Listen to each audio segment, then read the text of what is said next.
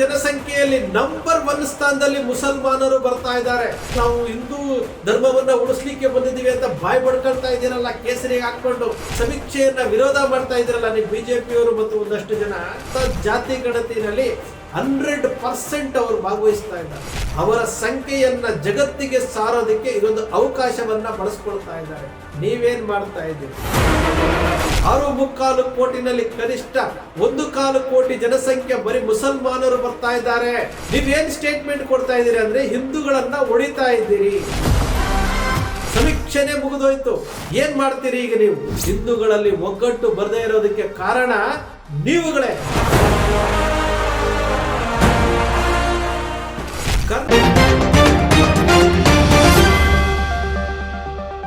ಕರ್ನಾಟಕದ ಜನಸಂಖ್ಯೆಯಲ್ಲಿ ನಂಬರ್ 1 ಸ್ಥಾನದಲ್ಲಿ ಮುಸಲ್ಮಾನರು ಬರ್ತಾ ಇದ್ದಾರೆ. ಬಾಯ್ ಬಡ್ಕೊಳ್ತಾ ಇದ್ದೀರಲ್ಲ ಹಿಂದೂ ಹೋರಾಟಗಾರರು, ನಾವು ಹಿಂದೂ ಧರ್ಮವನ್ನ ಉಳಿಸ್ಲಿಕ್ಕೆ ಬಂದಿದ್ದೀವಿ ಅಂತ ಬಾಯ್ ಬಡ್ಕೊಳ್ತಾ ಇದ್ದೀರಲ್ಲ, ಕೇಸರಿಗೆ ಹಾಕೊಂಡು ಬಿಜೆಪಿಯವರು ಬಾಯ್ ಬಡ್ಕೊಳ್ತಾ ಇದ್ದೀರಲ್ಲ. ಇವತ್ತು ಸಮೀಕ್ಷೆ ನಡೀತಾ ಇದೆಯಲ್ಲ, ಸಮೀಕ್ಷೆಯನ್ನ ವಿರೋಧ ಮಾಡ್ತಾ ಇದ್ದೀರಲ್ಲ ನೀವು ಬಿಜೆಪಿಯವರು ಮತ್ತು ಒಂದಷ್ಟು ಜನ. ಇವತ್ತು ನೋಡಿ, ಮುಸಲ್ಮಾನರು ಸಾಮಾಜಿಕ ಶೈಕ್ಷಣಿಕ ಅರ್ಥಾತ್ ಜಾತಿ ಗಣತಿನಲ್ಲಿ 100% ಅವರು ಭಾಗವಹಿಸ್ತಾ ಇದ್ದಾರೆ. 100% ಭಾಗವಹಿಸ್ತಾ ಇದ್ದಾರೆ, ಜಾಗೃತಗೊಳಿಸ್ತಾ ಇದ್ದಾರೆ. ಒಬ್ರು ಮಿಸ್ ಆಗಬಾರ್ದು ಅಂತೇಳಿ ಸಮೀಕ್ಷೆಯಲ್ಲಿ ಭಾಗವಹಿಸ್ತಾ ಇದ್ದಾರೆ. ಅವರ ಸಂಖ್ಯೆಯನ್ನ ಜಗತ್ತಿಗೆ ಸಾರೋದಕ್ಕೆ ಇದೊಂದು ಅವಕಾಶವನ್ನ ಬಳಸ್ಕೊಳ್ತಾ ಇದ್ದಾರೆ. ನೀವೇನ್ ಮಾಡ್ತಾ ಇದ್ದೀರಿ? ಕರ್ನಾಟಕದಲ್ಲಿ ನಂಬರ್ 1 ಸ್ಥಾನದಲ್ಲಿ ಬರ್ತಾ ಇದ್ದಾರೆ. 6.25 ಕೋಟಿನಲ್ಲಿ ಕನಿಷ್ಠ 1.25 ಕೋಟಿ ಜನಸಂಖ್ಯೆ ಬರೀ ಮುಸಲ್ಮಾನರು ಬರ್ತಾ ಇದ್ದಾರೆ. ಮುಸಲ್ಮಾನರು ಬರ್ತಾ ಇದ್ದಾರೆ. ಅವರಲ್ಲಿರುವಂತಹ ಒಗ್ಗಟ್ಟದು. ನೀವೇನ್ ಮಾಡ್ತಾ ಇದ್ದೀರಿ? ತೇಜಸ್ವಿ ಸೂರ್ಯ ಏನ್ ಸ್ಟೇಟ್ಮೆಂಟ್ ಕೊಡ್ತಾರೆ? ನೀವು ಯಾರೂ ಬರೆಸ್ಬೇಡಿ. ಅಶೋಕ್ ಏನ್ ಸ್ಟೇಟ್ಮೆಂಟ್ ಕೊಡ್ತಾರೆ? ನೀವು ಯಾರೂ ಬರೆಸ್ಬೇಡಿ. ಸೋಮಣ್ಣ ಏನ್ ಸ್ಟೇಟ್ಮೆಂಟ್ ಕೊಡ್ತಾರೆ?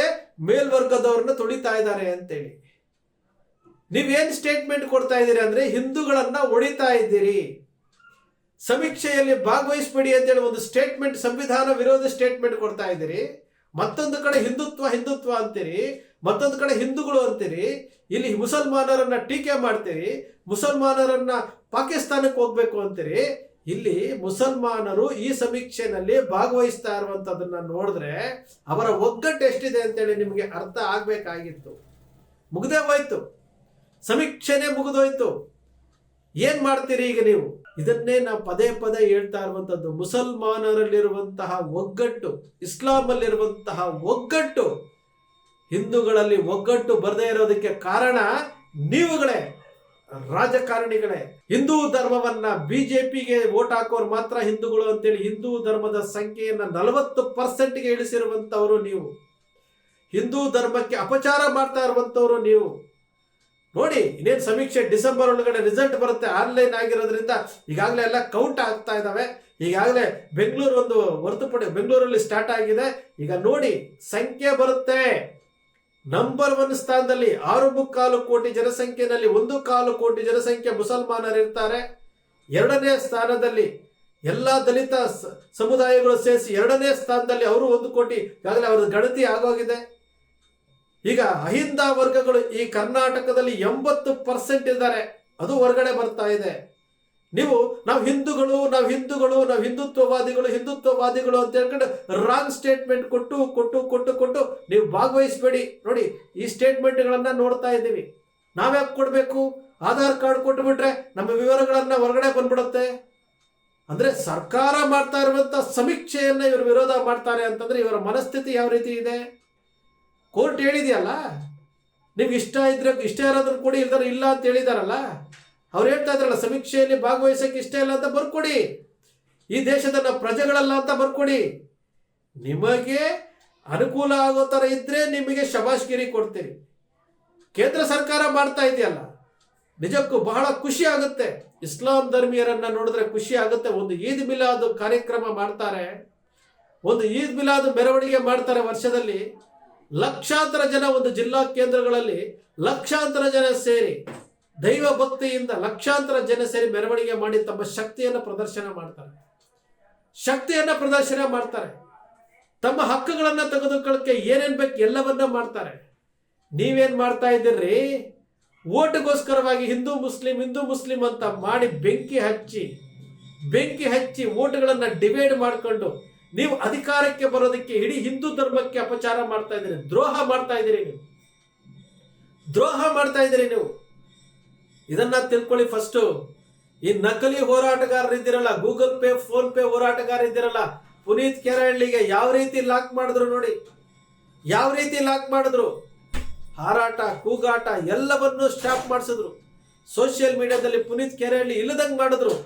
ಇದು ಮುಸಲ್ಮಾನರ ಒಗ್ಗಟ್ಟು ಅಂತ ಹೇಳೋದು. ಸೋಮಣ್ಣ ಅವರು ಹೇಳ್ತಾರೆ, ಮೇಲ್ವರ್ಗದವ್ರನ್ನ ತುಳಿದು ಬಿಡ್ತಾವ್ರೆ ಅಂತೇಳಿ. ಇರುವ ಸಂಖ್ಯೆ ಹೊರಗಡೆ ಬರ್ಬೇಕಲ್ಲ ಸೋಮಣ್ಣ ಅವರೇ, ಇರುವ ಸಂಖ್ಯೆ ಹೊರಗಡೆ ಬರ್ಬೇಕಲ್ಲ.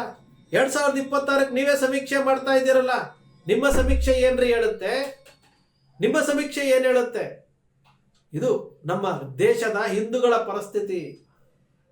ಪರಿಸ್ಥಿತಿ ನೋಡಿ. ಇವತ್ತು ಹೊರಗಡೆ ಬರುತ್ತೆ, ಡಿಸೆಂಬರ್ ಅಷ್ಟೊತ್ತಿಗೆ ಜಾತಿ ಗಣತಿ ವರದಿ ಹೊರಗಡೆ ಬರುತ್ತೆ.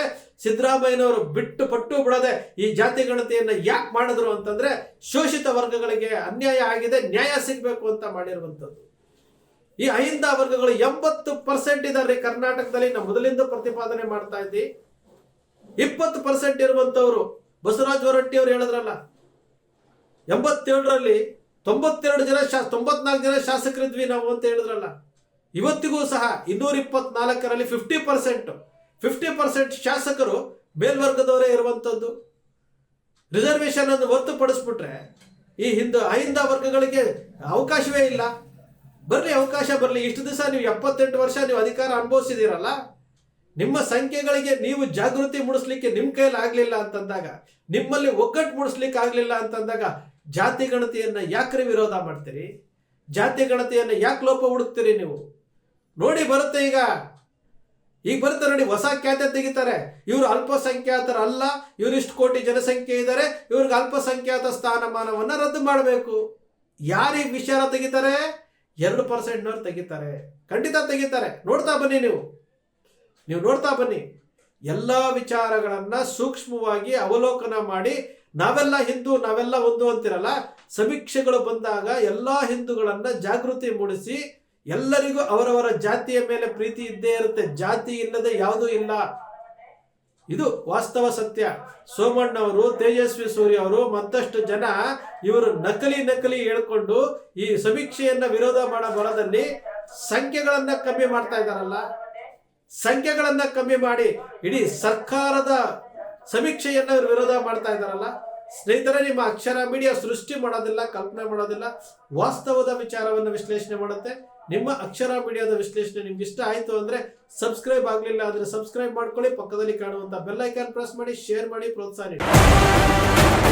ಕರ್ನಾಟಕದ ಜನಸಂಖ್ಯೆಯಲ್ಲಿ ನಂಬರ್ 1 ಸ್ಥಾನದಲ್ಲಿ ಮುಸಲ್ಮಾನರು ಬರ್ತಾ ಇದ್ದಾರೆ. ನಾವು ಹಿಂದೂ ಧರ್ಮವನ್ನ ಉಳಿಸ್ಲಿಕ್ಕೆ ಬಂದಿದ್ದೀವಿ ಅಂತ ಬಾಯ್ ಬಡ್ಕೊಳ್ತಾ ಇದ್ದೀರಲ್ಲ, ಕೇಸರಿಗೆ ಹಾಕೊಂಡು ಸಮೀಕ್ಷೆಯನ್ನ ವಿರೋಧ ಮಾಡ್ತಾ ಇದ್ದೀರಲ್ಲ ನೀವು ಬಿಜೆಪಿಯವರು ಮತ್ತು ಒಂದಷ್ಟು ಜನ.